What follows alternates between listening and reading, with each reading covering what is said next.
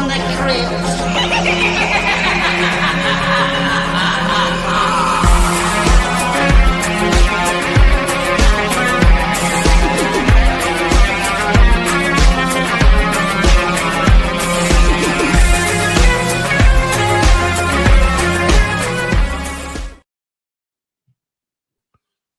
Hello, boils and ghouls. Welcome to episode 183 of Dads from the Crypt. My name is Jason. I'll be your host tonight. Joining me is Jody. Hello. Hello. And Mondo. Hello. How are we doing? I'm all right. I'm a little slow to respond, but yeah. That's a very pregnant pause for both of you. It's allergy season and it's starting to affect me. If you're watching on video and I'm like one eye open the entire time, that's what's it every year in the spring. I have one eye that doesn't want to be open, so that's fun. We had to take pictures for work, and one of our guys, his dad is a photographer, so we all dressed up nice, came to take pictures. Guess who got pink eye the night before? Oh no. So so all the pictures came out pretty crappy. I'm just gonna put it that way, because not because you can clean up the red eye in post, sure, but you can't clean up an eye that's puffy and won't open all the way. Right. Yeah. Right. Were these like promotional or for security badges? Just for our website. So out there in the public, so everyone can I'm see not them. going to tell anybody what that is or the company name I work for. So it's... Speaking of websites, Jody's been a good little web beaver fixing up our new website. Badger? What do they call it? I mean, sure. Badger? A web? Yeah. What's it? I don't know. Anyway, yeah, we got a new site that's almost done. Got a few more things to do on it, but I'm pretty excited about it. Should by the time we do our next episode, it should be finished up, I think. Yeah, it does look very cool based on what we've seen I'm far. happy So with it. Yeah, if anybody needs a web design dude, Mr. Websterville. yeah, and we were supposed to record this 2 nights ago, but one of the fun parts about having like ADHD is I got so involved in website making that we got to be about 10 minutes away from recording time, and I went, "Oh yeah, I had never watched the episode." So yeah, hyperfocus is a fun thing. Speaking of busy little beavers, have you guys seen the unfortunate logo for the Chesapeake Oyster Catchers baseball team? I have not. No, but I'm If about anyone to. is listening to this right now and has not seen this, unless you're driving, if you're driving, don't go on your phone. But if you're at home, or when you get to your office or wherever your destination is, I need you guys to look this up. Oh no. Okay. I'll give That's a thing. everybody a second. Let that sink Oh in. no. On the plus side, Yeah, sure. It looks like an oyster catcher. yeah, and on the plus side, if you're having trouble finding the clitoris, this will help you. Just look for the baseball. Yeah, so look for the baseball. The baseball. I've said before that every company needs to employ one middle school boy to work at their office, to be the guy who, like, when you put out some new promotional thing, like, here's a new idea we have, here's a new logo, the middle schooler's going to go, yeah, it looks like a butt. Yeah, it looks like a dick. And his whole job is to just point out when you make stuff that looks stupid or sounds stupid. It's funny because you see something like this and a graphic designer made it, and they probably thought it was funny. Probably. And then someone above them said, yeah, that's great. And then it went to somebody else above them and they're like, yeah, this is awesome. Then it went to somebody else and like rubber stamp that shit and get that on our hats. That's awesome. All right. Tonight, we are doing the season 3 finale of Creepshow. The 6th episode came out October 28th, 2021. Jody, give us a plot synopsis. All right. So our first story is called Drug Traffic. And in this one, a congressman who is a presidential candidate named Evan Miller is bringing a bus full of U.S. citizens to the U.S.-Canadian border to illustrate the problems with our healthcare system. He's the quote-unquote liberal candidate. And so he wants to show that people are suffering in order to get some votes. when he gets there, he meets a border security officer named Bo, who's played by Michael Rooker. And he's assigned this far north because the liberal candidate is not liberal enough for him. He's definitely a communist. I don't know. When I heard him start talking, I'm like, yeah, I like this guy. I'm with Michael Rooker on this one. But he says that the presidential candidate's basically full of crap, and he's just using these people to get votes, which turns out 100%. Wait, so we're going to gloss over the fact that Jordy is now a communist? It's 2025. We're all radicalizing in one way or another, aren't we? Yeah. if you think that kids should be able to eat for free, you're a communist, apparently. So, yeah. It's a real. You don't have to go very far to be a radical leftist these days.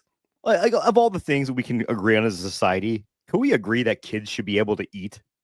Kids should be able to eat, and people should be able to get healthcare when they need it. Insane stuff. No, of course not. That's not fucking extremists. Our founders intended. But anyway, this border patrol officer, Bo, eventually stops a woman from carrying what appears to be foreign drugs that are supposedly for her sick daughter, May. He says May's stuffed full of them. She's taken a whole bunch of pills, and she throws up at some point. And he sees there's a bunch of pills in there. And so he says, this girl looks bad. She looks like she has withdrawal symptoms. I think you are smuggling drugs into the country, so I'm going to detain you for a while. Meanwhile, though, May is getting sicker and sicker. And eventually we find out the reason she has to take this medicine is it prevents her from transforming into a krasu or karasu. I don't know exactly how to say that, but it is a creature in Asian folklore. It looks like most Asian countries have some version of this. It's a floating head with all the guts trailing behind it, as though it's been pulled out with the guts still attached. And that's some part of folklore in a lot of Asian countries. I didn't know that before I started looking this up. But anyway, so the floating head. No, it does not say this in the episode. But the floating head floats around, like the guts trailing behind it, and kills everybody in the station. Evan and Bo have kind of a moment where they put their political differences aside to stop this thing from coming into the country. They kill her eventually by, like I said, her head pops off and her body's just left laying on the ground. And so they go and they take an axe to her body, and that causes the Karasu to fall down and supposedly die. So they're talking with each other, the candidate and the border security agent. And while they're talking, May's mother, she's handcuffed in the interrogation room. She uses a large sheet of glass from a broken window to decapitate her, and her head flies across the room, and she sees her daughter's head on the ground before she dies. And then her daughter's head attaches to mom's body, cuts off the arm that has been handcuffed, and then gets onto the campaign bus to make her way into the United States. And the creep opens the door for her in that little transitional thing. So yeah, not a topical thing at all in 2025. Borders and Canada and healthcare. Yeah, I'm glad we fixed all this since this episode came out. When did this episode Mondo? 2019, 5 years ago this came out. No, 2021. Why does it say? Yeah, 20. That's when the series premiered. It started, and still 4 years ago. Anyhow, I really like this episode. Even I'm really interested in Jason's take on this. I said Jason's first thing Jason said is I have a lot of problems with this episode, and I'm interested where he's gonna go. But it starts out, and I like how you immediately think that Michael Rooker is gonna be this, Punisher flag or Punisher skull wearing, thin blue line flag carrying guy, and he turns out to be kind of the opposite. But there are some interesting pieces to this, and one is that he accuses the politician of using this as just a photo op, which he is. Mm-hmm. And the politician even says later in the episode, I'm only doing this because it doesn't matter. I just want the cushy job and the healthcare. And so they share a moment over the healthcare, which I thought was kind of weird. But it also goes with how Michael Rooker won't let the mom out of the room because he wants to get the photo op of the politician doing this just for show. So they're kind of both pushing their own agendas in this. However, I'm always going to side with the people that want healthcare for everybody. And another piece to take of it, he's nothing but polite at the beginning to the mom and the daughter. He even told her, he goes, "We're just going to do this. We'll take care of this. We'll get you on your way. Don't worry about it. Like, I understand what you're trying to do and everything." But aside from that, I really love the floating head with the guts hanging out of it. Like, you give me that in an episode, I'm pretty much going to enjoy it 9 times out of 10. And this is one of those 9 times out of 10 where I really enjoyed it. I loved the end with the mom cutting her own head off with the glass so the daughter could attach to it. Because again, the mom at the end of the day, everything she's done in this entire episode, breaking the law, is because of her daughter. And it's kind of just, I think the idea when this came out was less about the political side of it. Maybe it wasn't, and more about how a parent would do anything for their child, including smuggling prescription drugs into America and killing themselves if it meant their kid could potentially live, no matter in what state that might be. So I was a fan of this. I love Michael Rooker, and I am ready to hear Jason's take on this. I can just see Jason's chomping at the bit to go. Yeah, let us have it, Jason. I can be annoyed or indifferent about something, but it takes something special to get me a little riled up about it. And I had a lot of story issues with this. So the premise is that they're in Canada coming back to the US, right? Mm-hmm. How does he have his campaign bus on one side of the border? He's dropping all these people off, and then they're going to drive the campaign bus around, like, through a checkpoint somewhere else. And then there's only one person. I know it might be a small crossing area, but still, there's only one person working in this entire, and the building's big. They show it. It's big. Until recently, we got along very well with Canada. Yeah, and I can also speak to this is a new guy development. When I go down to Arizona for work in certain areas, or down to Texas for work, there are border checkpoints, and very often it is a large building with one person stopping the cars in the entire building. Yeah, I'm not saying entire building, but there'll be a line of cars, 6-7 cars waiting, and one person.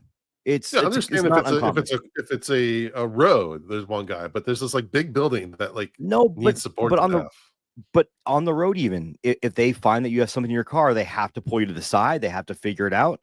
So, sure. and he also made a point saying they were doing this way after hours. So he was also the person that was willing to stay to deal with this. It was still light out, at least when they started. Yeah.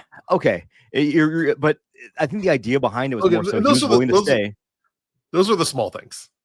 Oh, okay. So those were like the pretext. And also, like, wouldn't there be someone on the Canadian security side, on their side of the border?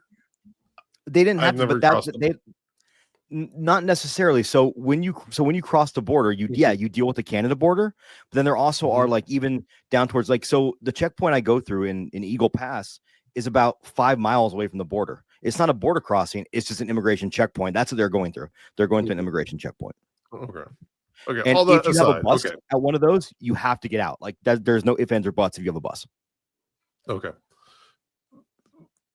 So then we have the mother, who's obviously knows her daughter's situation. And once she gets locked up, she doesn't bother to tell them, "Hey, my daughter's a monster." Like, there was no explanation of what the monster is or was or what it does. So okay. I'm going to refute you on this too, dude. Like, think about it this way. Don't you think they're going to think she's batshit fucking crazy if she goes, my daughter doesn't get her head's going to escape her body and start eating people? Like, I feel like they'd be but once it happens, once they see it, you can say, okay, this is what the deal is. There's always a point in movies, like in Demon Knight, there's a point in which Breaker explains what the deal is so everyone can know what to do. The mother never stops to do that. And again, it's more for the audience, so I know what the hell I'm looking at. It looks cool, but I didn't really understand what was happening. Is this still one of your nits, or is it going to get crazier? Are you going to get more upset here as this goes on? Well, so this figure, I'm just talking as far as informing the audience of what is happening in this episode. They never explain the monster. They never explain what the pills are doing to help the monster, not be a monster. Like, if she would have just stopped and gave us some explanation. Not even I don't need like a exposition dump, but just something like she needs her pills so she won't do XYZ. I will say, looking up this creature, like there's versions of it in Cambodia and Indonesia and Vietnam and Malaysia, like outside of Americans and white people in general. I think this is a fairly well-known creature. And you make a That point might too, affect things some. because if it was a vampire, we all know vampires, right? So I think it's kind of cool when you do see a creature that's not an American creature and you don't know what it is.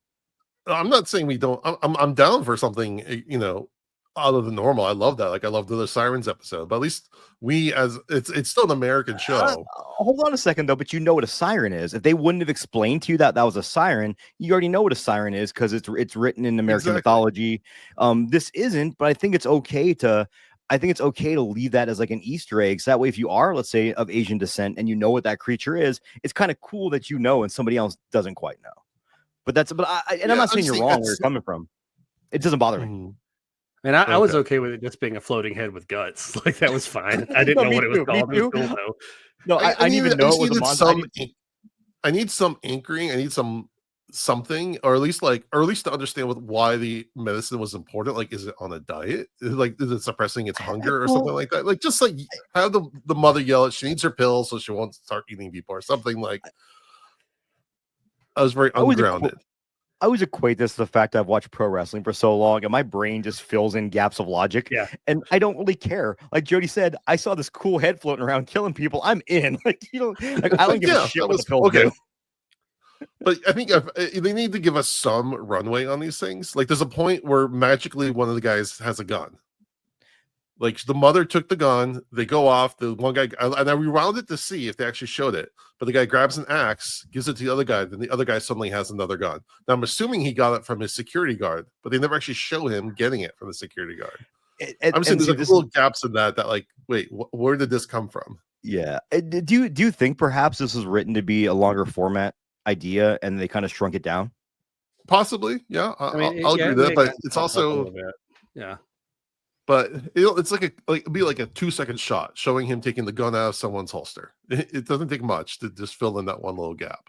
No, I'm not going to argue that you're wrong. I think that a lot of people, though, like me, I didn't care. I never at one point had that thought.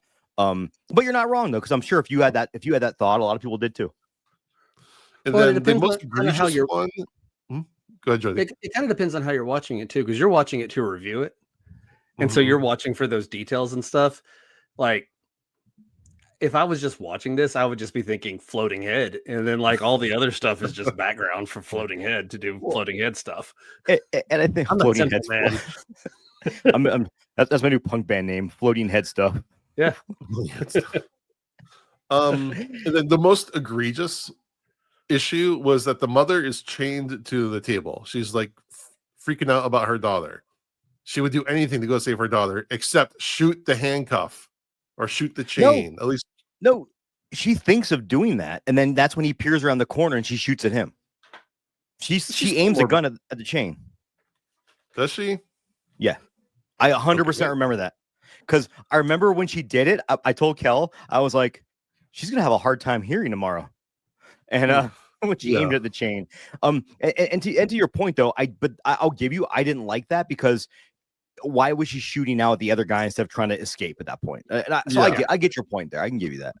Yeah, just like whatever the mother, and then also like how she is able to decapitate her head by hitting things. It was cool. Physically, that doesn't make any sense, but it was cool. I'll give it that. But a head floating, have a body and floating around a border station and eating people also doesn't make a lot of sense. So I know. Well, I'm saying I need other things to be grounded, in order for the crazy thing to make sense, or else nothing makes sense.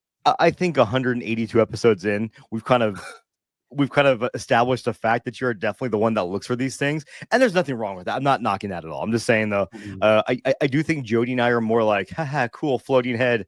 Who cares where that gun came from? Who cares? Well, but I also respect the fact you need those little plot points.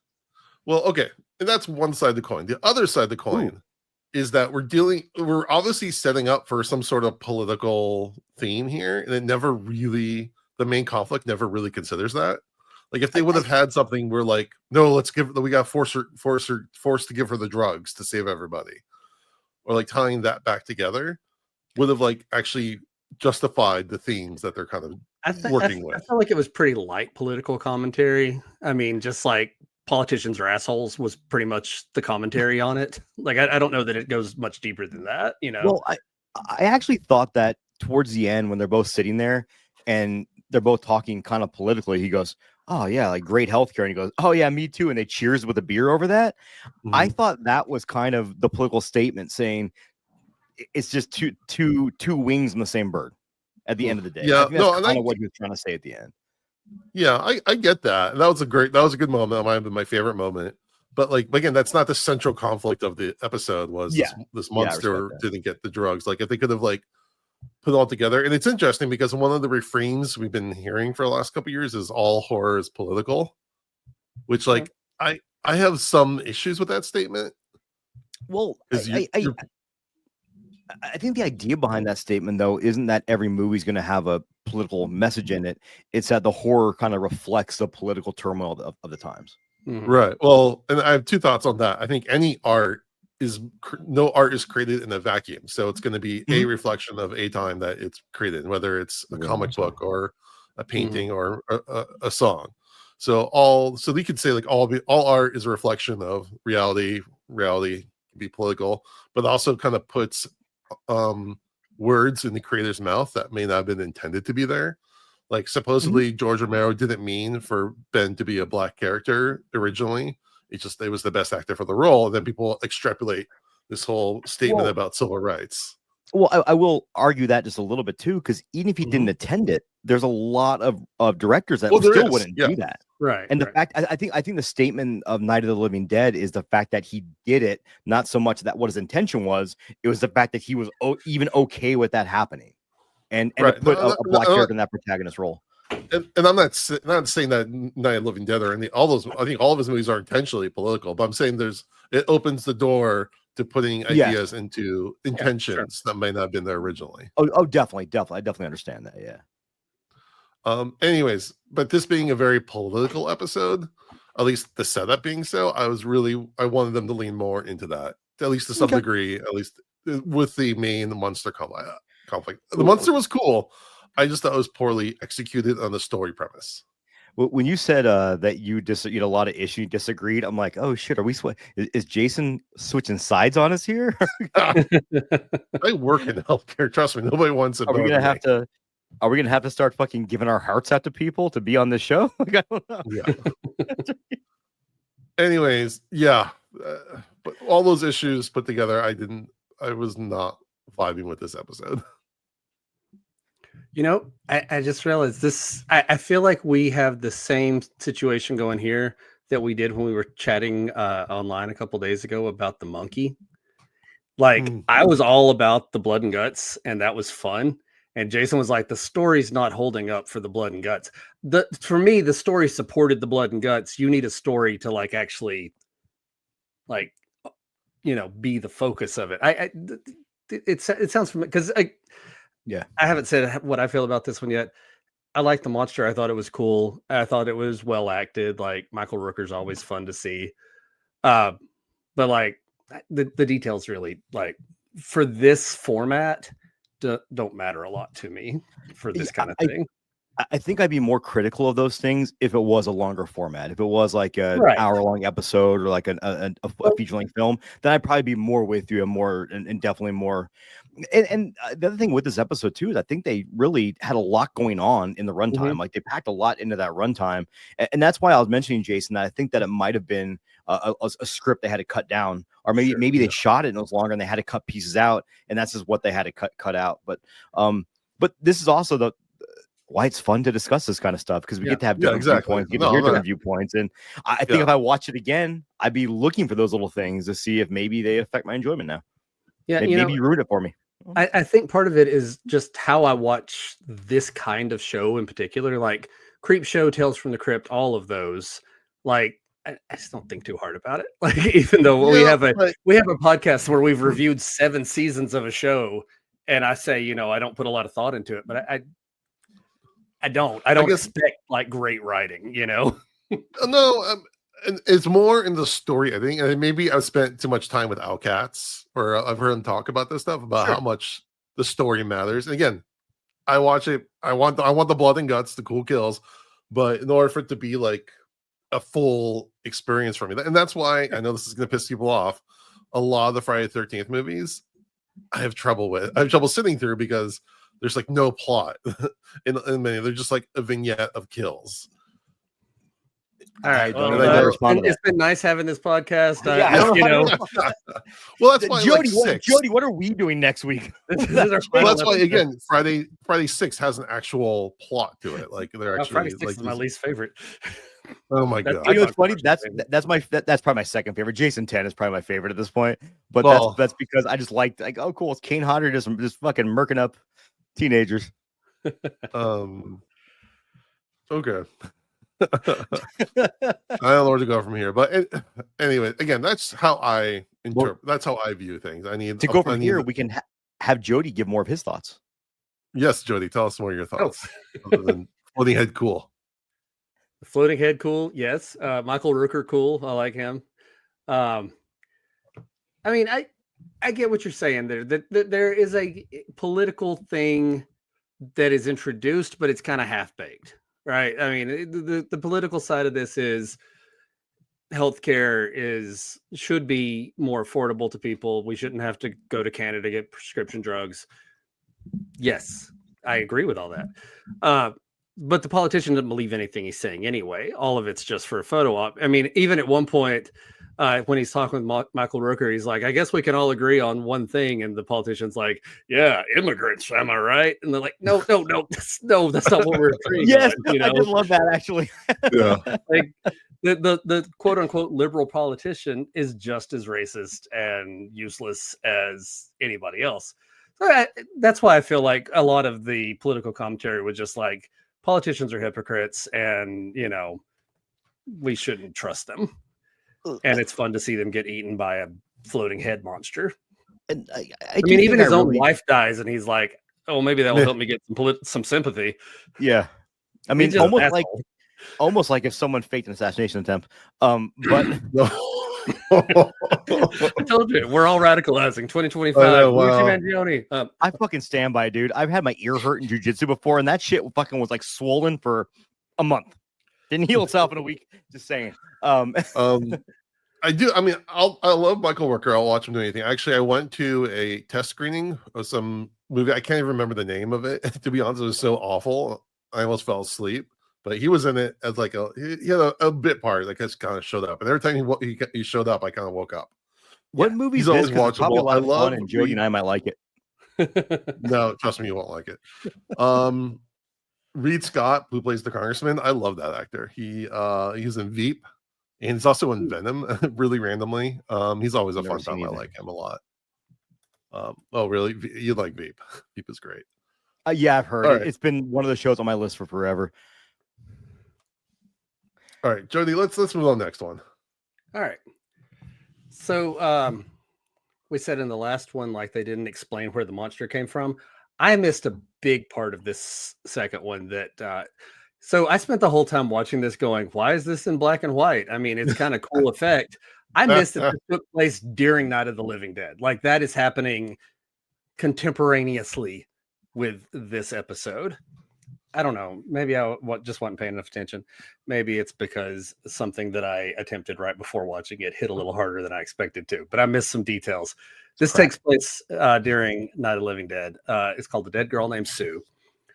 Police chief is trying to keep law and order basically as a zombie apocalypse is beginning. There is the local mayor's son is a piece of garbage. He is a criminal in various ways. He sociopath. He vandal. Pretty heavily implied that he is a rapist. He's a murderer, and all the townspeople want to lynch him. But meanwhile, the police chief is trying to let's not let things get out of control. And after spending a little time with the what was the guy's name? Cliven. Yeah, Kevin Ridgway. Yeah. They want to murder him, and the police chief comes to arrest him. And while he's with him, he sees this whole thing shot in black and white, but he sees a little blue like hair scrunchie on the ground. And that's when he realizes, oh, everything that everyone's saying about this kid, it's true. There's no reason for a little girl's hair scrunchie to be in his house. And so he is just as bad. And so rather than take him to jail, he takes him to the mob, and the mob brings out the corpse of one of these people's, his young daughter, probably The dead girl like named Sue. a dead girl named Sue. I'm guessing like 6, 7, like a very young girl. Either way, her brain is still in her head. She hadn't been fully autopsied. And what that means is she is a zombie, Night of the Living Dead style. And so they put her in a jail cell with Cliven, and she proceeds to rip his throat out. And then at this point, after the police chief says, you know, order is falling apart, there are no rules anymore. Now let's go after the mayor and get him for having this son in the first place. And that's where we wrap it up. I'm gonna start us off. I kind of love this episode. I would watch a whole series of like things happening the Night of the Living Dead, like all across the country, and I see did like how that. society reacts to that. I thought it was a really cool concept. It gets a little slow at some points, and I thought the police chief, the guy who plays the chief, he's not the best actor in the world. I thought he was a little one note. The guy who plays Clive, though, Joshua Mickle, he was really good. He was really slimy. Like you know this guy, you know. He's the you know who my father is. Do you know? Mhm. My dad. Yeah. And once I realized, I kind of figured out halfway through what the chief was going to do, and I thought, like, oh man. And then you see, because when she comes out of the bag, you see that she has one pigtail with the same scrunchie, and the other one isn't. You know, that's how the police chief knew. It wasn't just a random scrunchie. He knew that the body was missing that scrunchie. Right. And then the whole reason she still has the brain is because Cliven's father like sent the coroner on a trip to get out of town so they could like mess with the evidence or something like that. So it's like, it was very Tales from the Crypt, where like, you know, that's like the twist is like by trying to save his son, he actually condemned him.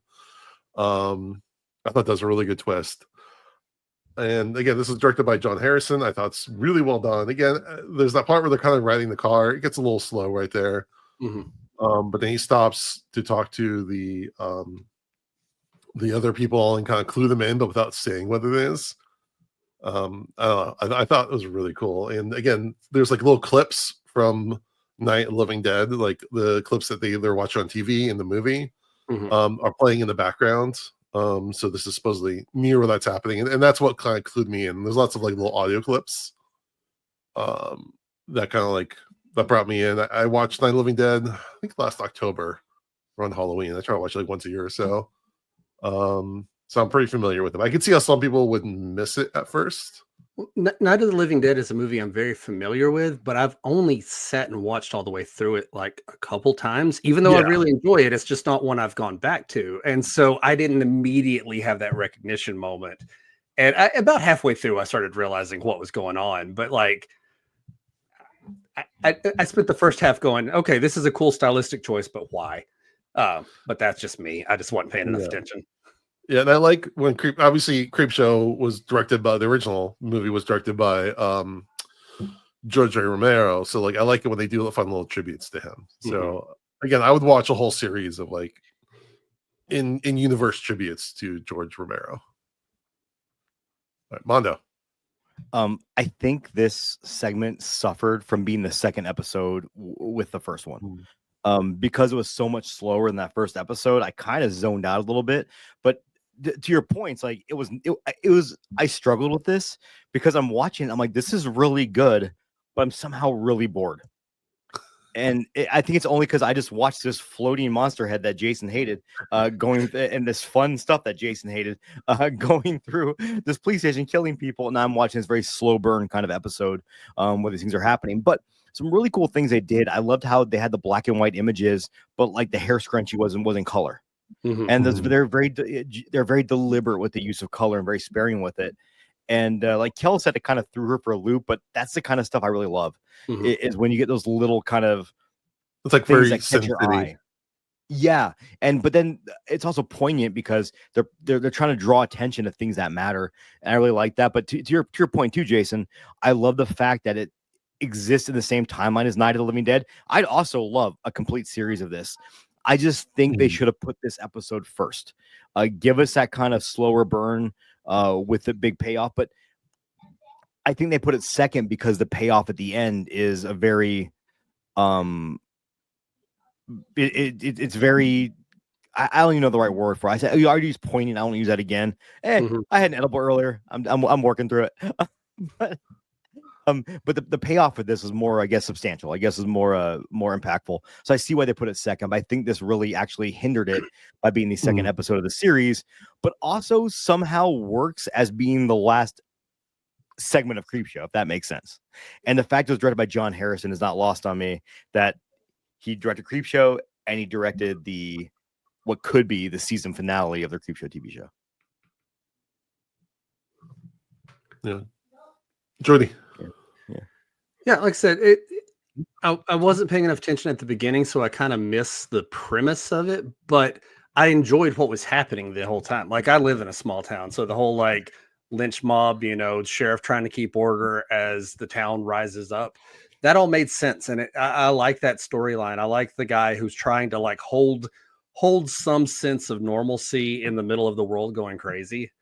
This is the normal day in Sparta, Tennessee. Yeah, that's what we do. That's what we do. Don't dox him. Jody out there trying to be the only person with common sense for a mile. But yeah, and I really do. I like the color thing. It was a really cool stylistic choice. I thought it was fairly well acted. I like that the little girl got to be the big monster at the end. And I mean, the real monster was Cliven this entire time, and so you sympathize with the zombie and with the townspeople. But yeah, it was really good. It had a cool payoff. I would like to watch it again sometime when I'm, a little more focused and not trying to do so much at once.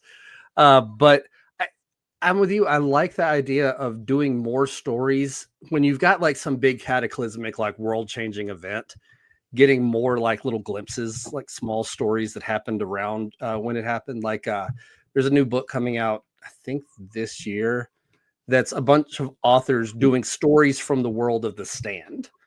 Wow. So like Stephen King's Stand, I love that book. I read it, in high school, and I've read it a couple times actually.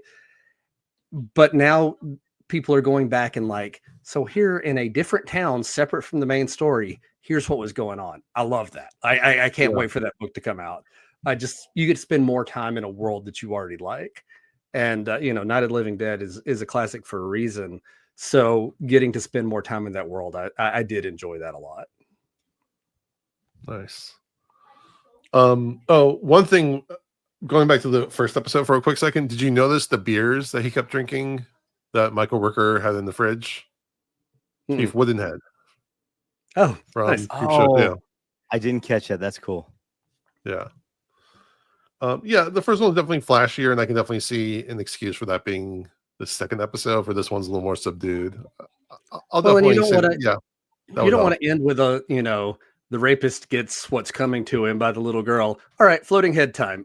Like, I get why they did it that way, but I do agree that, I have the same problem with when Joe Bob on The Last Drive-In does a slow movie for the second movie. I'm like, you hyped me up, and then we went slow for the second part. I'm just not prepared. Mentally, I'm having trouble flipping that switch. Yeah. All right. Any final thoughts? Which episode do you prefer? Which segment? I'm going to say the second one because obviously. Yeah. The second one was cool, and I liked a lot of things about it, but I like a cool monster, and that floaty head with the guts hanging out was a really cool monster, and I like that it was a practical effect for the most part. Like, there were moments when you could see like the guts hanging down as it floated past something, and it just felt like a thing that existed in reality. Like, if it had been CGI or something like that, it wouldn't have had the same kind of impact, I don't think. But I like a cool special effect. Mondo. Ditto. I do think I owe the second segment another watch, with more of a clean palette, I'll say. No, And I'm not saying the second one is perfect, like Oh. the best segment ever. No, but It's definitely, I think like I said, it definitely drags a little bit. So don't take Yeah. my word that's like more than it really No, is. But I think it also drags because you have the action-packed episode first, which makes it that Yeah. much harder to pay attention to. So Mhm. I do think I owe it another watch because there's a lot of cool things there I did really enjoy. But much like Jody, I kind of just wasn't paying as much attention as I should have because I just Mhm. watched this cool floating monster head killing people. Like I said last Right. time, I would have preferred this entire series to go Tales from the Crypt style and just do one 30-minute episode each time and not have the combo thing. I think the combo hurts it sometimes. Like Yeah. in this case, I think it did. Yeah. all right, let's take a break for a shout out. Hey there, John Harrison here, and you're listening to Dads from the Crypt. Did he play that piano for you while you're there? interview? No, I'm but he does. I think he has some new musical thing coming out, or at least like, yeah, I think he has a new book. So go check that out. We have like 2 great interviews with him. Mhm. Check those out, especially when our website goes live. There's a really cool feature where we have a page of all of our guests. If you click on, there's pictures, and if you click on the picture, it'll take you to the episode. Mhm. Internet, what can't it do? Provide us Mondo. Yeah, give us healthcare. All right, Mondo, give us the song of the day. Alrighty. So this Saturday, I'll be going to a concert. Probably. I do this thing now that I'm in my 40s where sometimes I'll buy concert tickets and then just not go. Now, I'm not talking Taylor Swift prices. I'm talking like $30 tickets where I'm just like, you know what? Now that it's Saturday and I've had a long week, I'm just going to stay home and get high and watch movies. It happens. But I will probably be seeing the Cavalera Conspiracy. If you guys know who the Cavalera brothers are, they were the driving force behind Sepultura before Sepultura got shitty. So, but they re-recorded the original EPs, Bestial Devastation, Morbid Visions, and then the first, I guess, official full length, which was Schizophrenia. And I will tell anybody out there who likes heavy metal that wants to go to an awesome concert. When I saw them a few years back when they did the tour for Beneath the Remains / Arise, it was to this day one of the best concerts I've ever seen in my entire life. And a lot of times as musicians age, especially in this metal world I like to live in, they tend to get softer. And I'm going to pick on Metallica here a little bit. I love Metallica, but I actually really enjoyed Hardwired, the record their last record. But I think Hardwired and Death Magnetic were a bunch of guys in their 50s and 60s who are multi-millionaires who are very out of touch from the plight of the common man that were trying to write a thrash metal record. And it sounds like a bunch of guys sitting around saying, hey, we should do a thrash record again. And it doesn't sound very organic. I'm just going to be honest. That's just how I feel about it. And not that either, I think both records were solid records, but I also don't think they really had that aggression and anger. Well, then I think they overcompensate on the last one, trying way too hard. Of Hardwired, the problem. No, I'm talking about the new 72 Seasons, the newest one. Oh, I didn't. Okay, I listened to the first couple songs of that, and when I listened to this song, If Darkness Had a Son, I'm like, this is the most pretentious.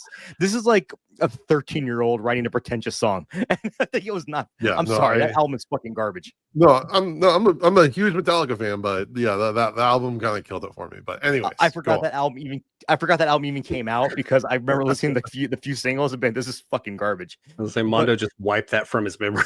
I literally did until he mentioned it. I'm like, oh yeah, it was called 72. What the fuck is 72 seasons? I had to think about it for a minute. It's basically if every year has 4 seasons, by the time you get to the age 18, you've gone through 72 seasons. I know. It's you fuckers in your 60s. You're so far. You can't write about 18-year-olds as like. I know. I still remember what it's like. I don't remember what it's I like. won't. I'm not I have no idea what an 18-year-old's like anymore. I mean, if you knew what they're like, it'd be weird unless you're your own child, right? Like, yeah. There are times I see something online, I have to send it to my kid and being like, what does this mean? Interpret this. Yeah, translate. But so I think Morbid Visions came out back in like 86. And in 2023, they re-recorded it as the Cavalera Brothers because they no longer own the rights to the name Sepultura. Long story what happened there. Whole thing was the front man Max Cavalera. Igor is the drummer. His stepson, his wife's son, who he was very close with, got murdered in Brazil. His wife was a manager of the band. Gloria. She wanted to take time off, and they basically fired her over it. So of course he's like, "Well, fuck you, I'm leaving the band." He didn't talk to his brother for like 10 years, I think. Don't quote me on that, but it was an extended period of time. But they reconciled and got back together, and they re-recorded these early records. And now you have these guys who are in their 50s, and they're re-recording these albums they made when they're 18, and they're somehow more fucking savage than they were when they first recorded them. And I didn't expect that. I always expect if a band goes back and re-records a record, which does happen, for it to never really have that magic that the original had. Whereas these, I think they didn't try to capture that magic. They said, we're just old and pissed off now, and let's do this. And I love it. And the song I picked is off the EP. I guess it's an EP. It's 37 minutes long, so it can be considered a EP or an LP. Morbid Visions, and the song I picked is called just very simply Mayhem, because that first segment was a lot of mayhem. But check it out. If they're anywhere near if any of you guys have fond memories of Sepultura, you're not going to hear the Roots era shit. And that's not a knock on the Roots era. That's the first album I ever heard by them was Roots, when I saw them with Ozzy in 1996. Dating myself a little bit there. But it's the early Sepulturas I really truly fell in love with. I mean, I bought Roots. Do you remember Roots, Jason? It's all kind of like meshed in my head. Like if I saw the I album cover, I guarantee know you if I saw heard the it, album I would cover recognize it. and heard the song, you know what it is. It became like kind of their big radio hit. But I remember buying that record because I saw them live and saw them play that. And then I bought at Warehouse Music used a copy of Beneath the Remains, which came out in 88, I think, 89 maybe. And it was just like savage fucking thrash metal.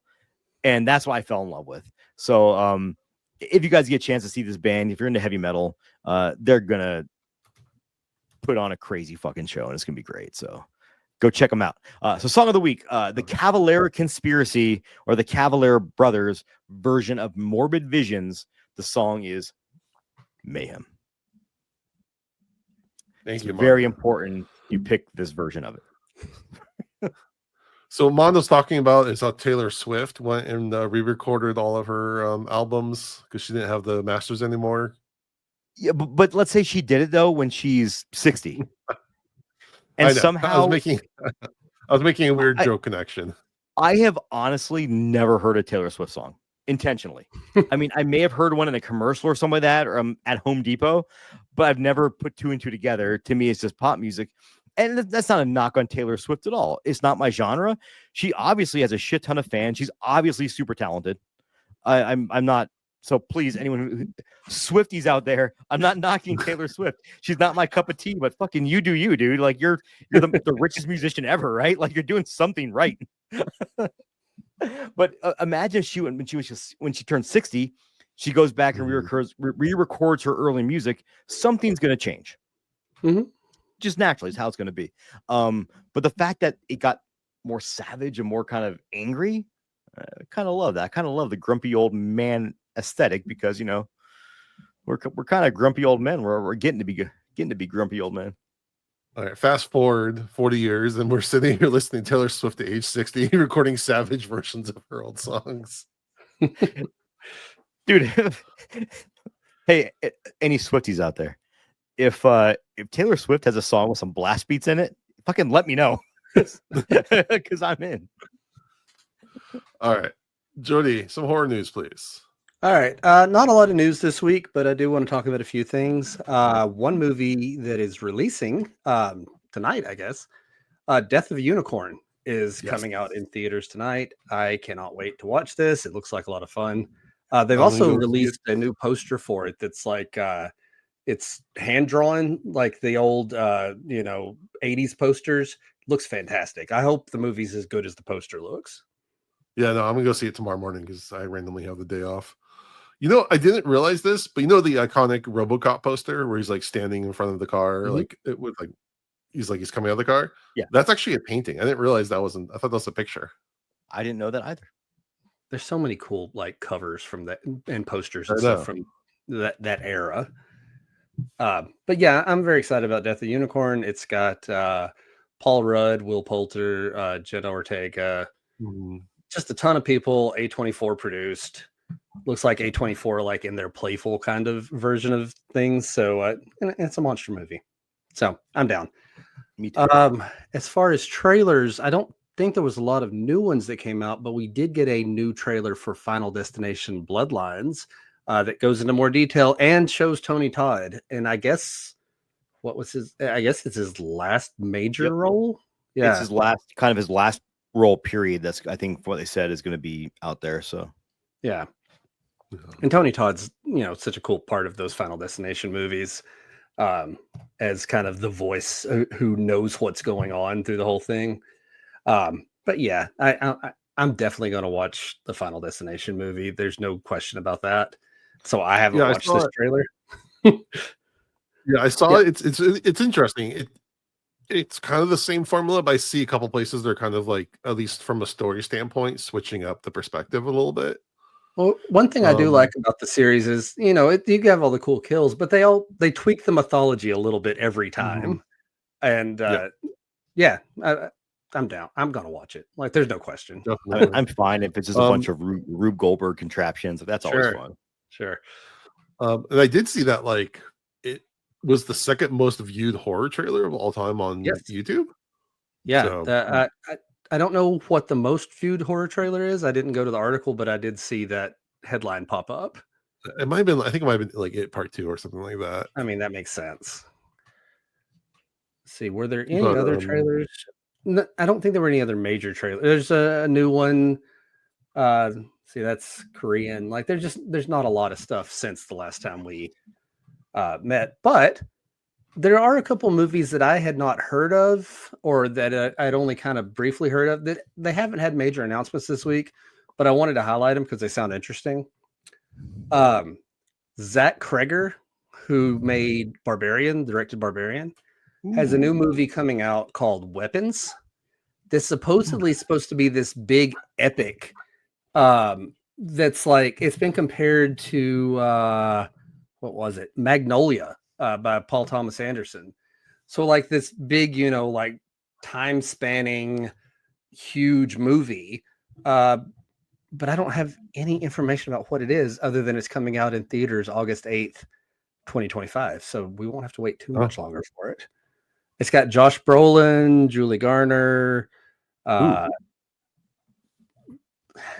I just don't have any description. Plot details are being holstered, but it's a multi and interrelated story epic, and tonally in the vein of Magnolia. So, I mean, I'm all for horror doing big things. So, and Zach Kreger, Barbarian's great. I really enjoy it. So, I feel like he could do something interesting. Yeah, I remember watching Magnolia like once in the year 2000. I'm like, that was weird, and I haven't really thought about it since.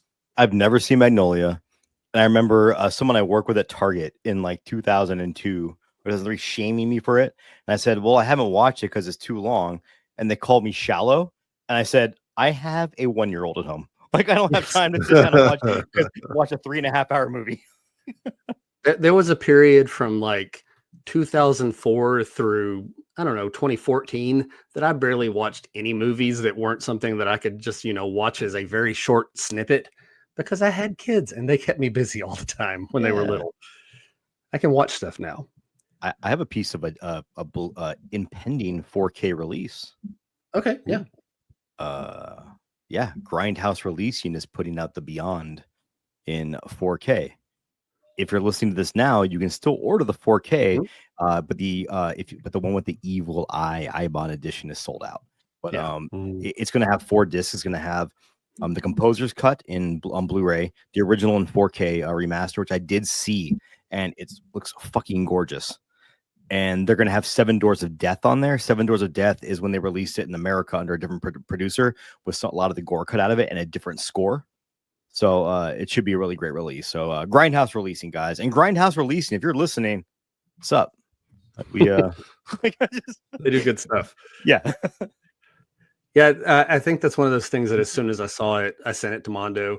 Another thing that I sent to Mondo today that has been announced is they're going to make a Sutter Kane novel that's in the Mouth of Madness, and it's going to be like a meta version, like it's the book within the movie, but it's about the movie at the same time.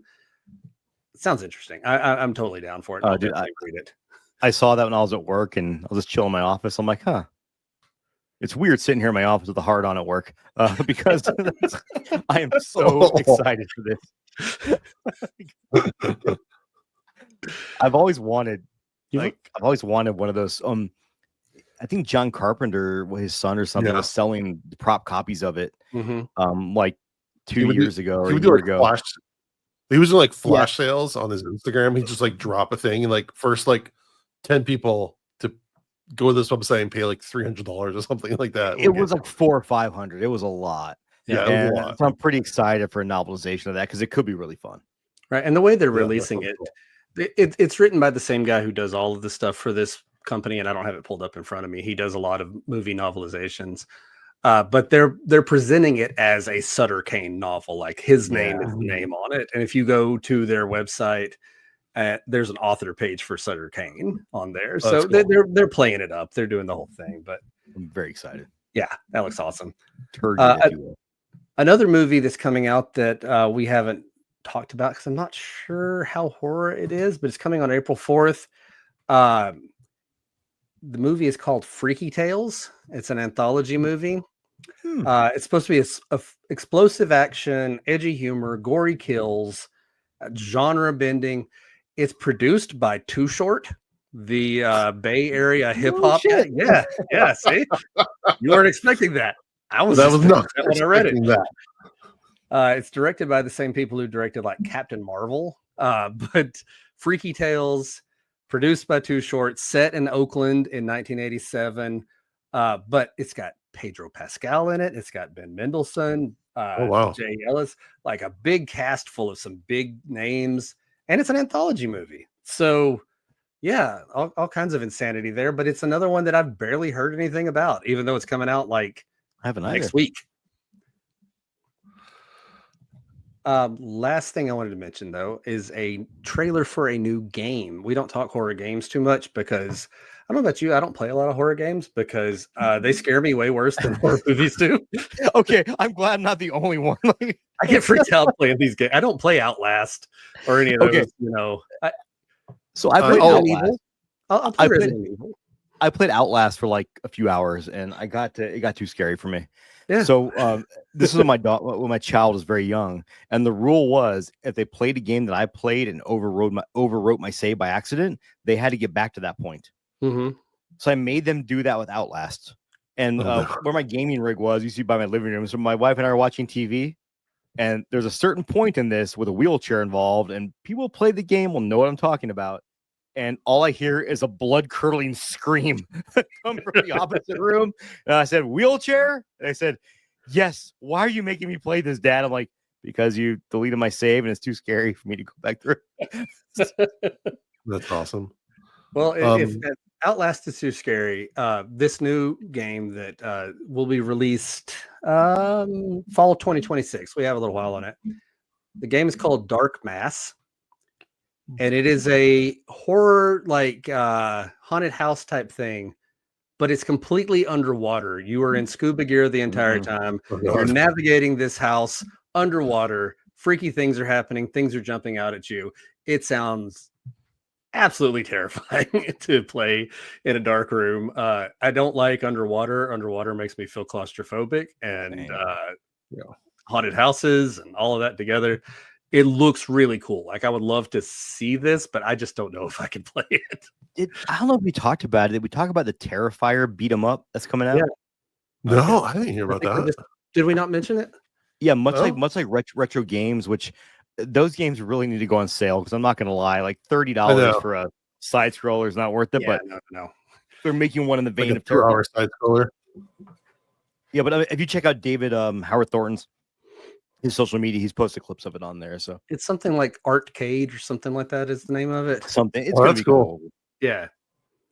And I love retro games. I just don't want to pay AAA prices for retro aesthetic, you know. Yeah, They're doing and the reality is I have so little time to play games sometimes that like I'll buy a game being all excited about it, and then dude, I still haven't played The Quarry. I was about to say, I have was you ever so finished the excited. Quarry? Have you started it? I didn't even started it. No, I bought the deluxe edition when it Yeah. came out. Super excited. Downloaded Alan Wake 2, same thing. Because that's when the pipes burst in my house. I still Yeah. haven't played it. So I did like, play through the Quarry because those games are fun for me to play with my kids around. Like I'm playing Until Dawn with them right now too, because it's like watching a slasher movie. It's so much are fun, yeah. to do together, and like I make them make decisions a lot of times and those kind of things.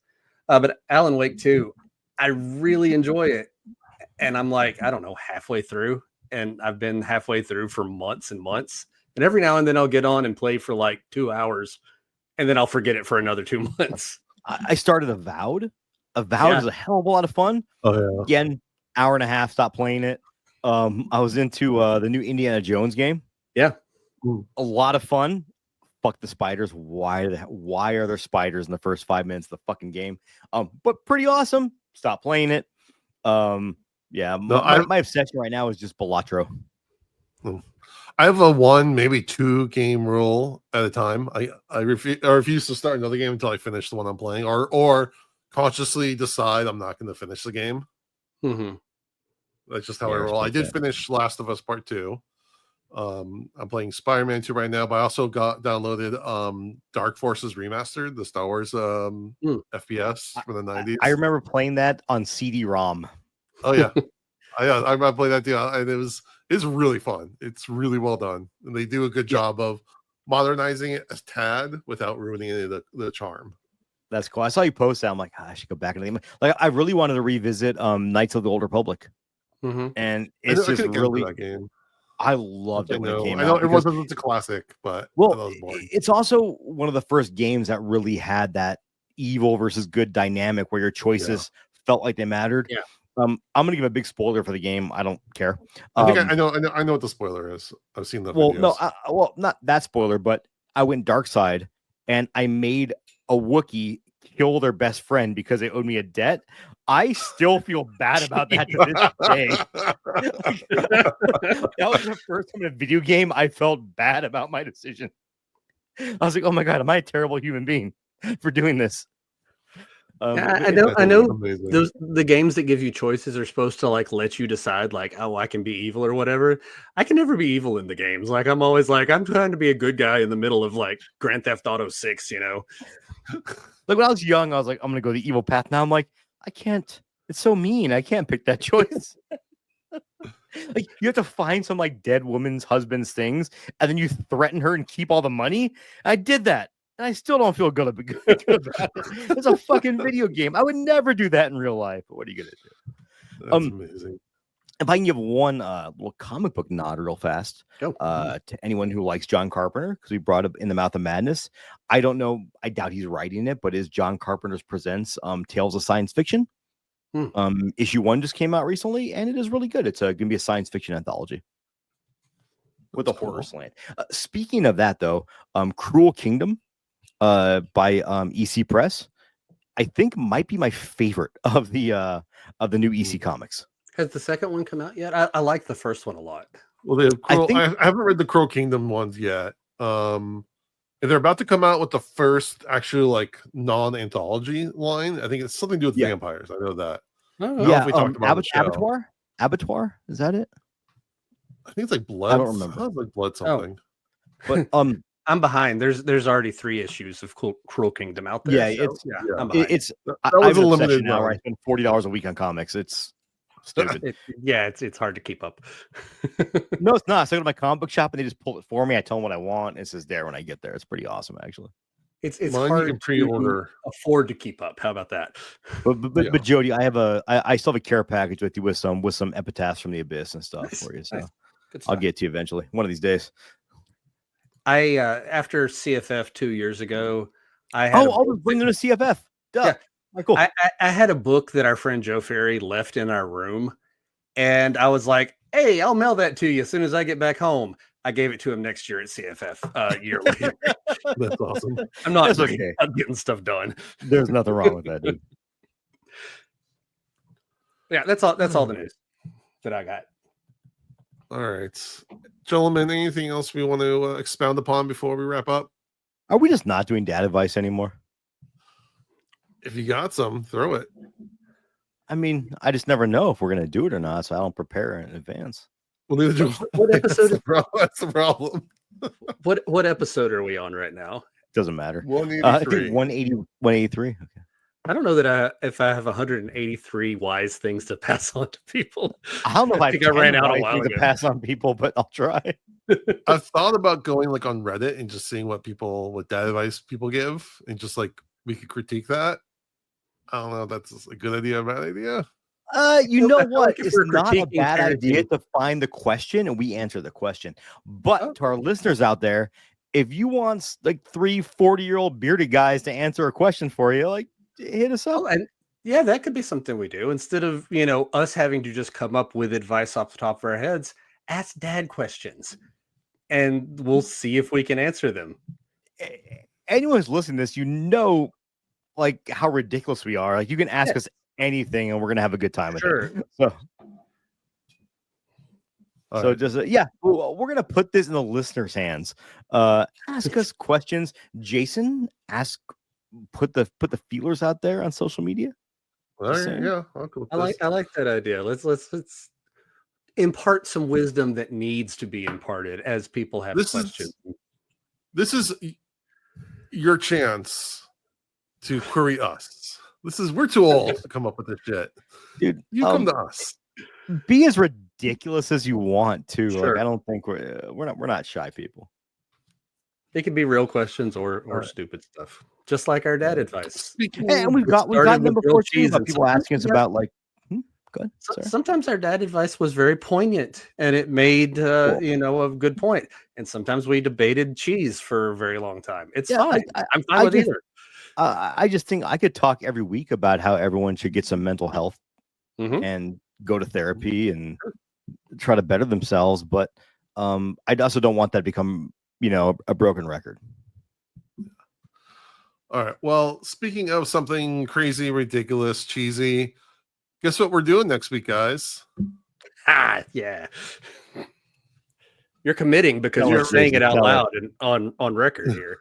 Tell us, Jason.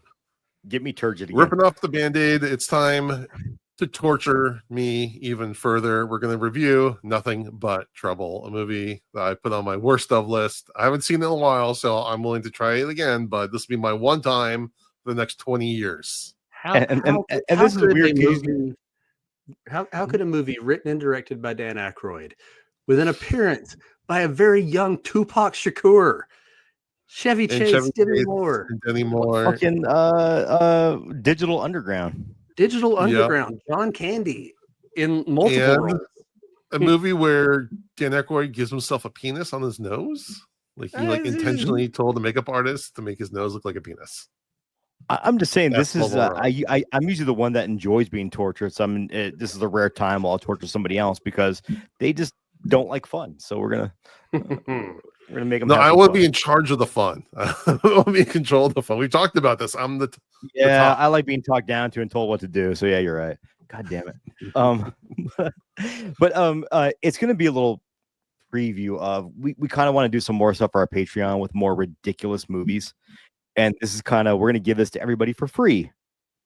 But if you want to see us review maybe more ridiculous movies in shorter formats,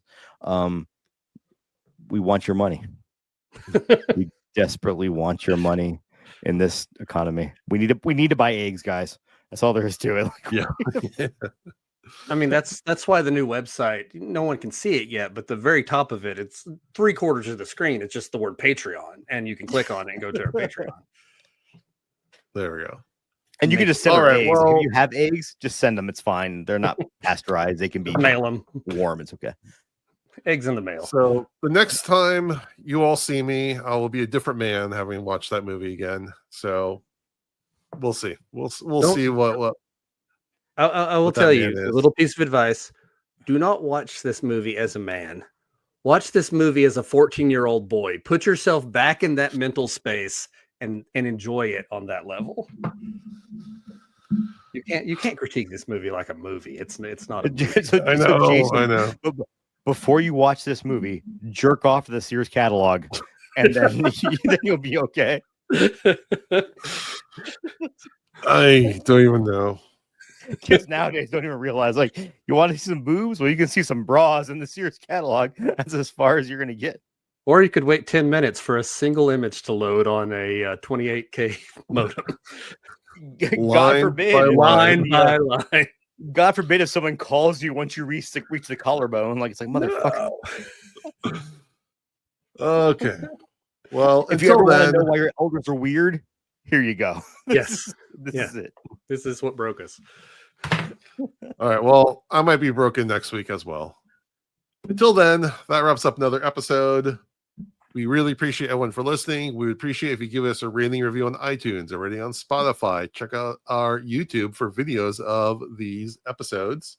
And follow us at Dads from the Crypt Talk on TikTok. With that, we thank you for listening to Dads from the Crypt. Follow Dads from the Crypt on Facebook, Twitter, and Instagram, or I will follow you to the grave. No, seriously, you really should watch. But be careful what you ask for. You may get it.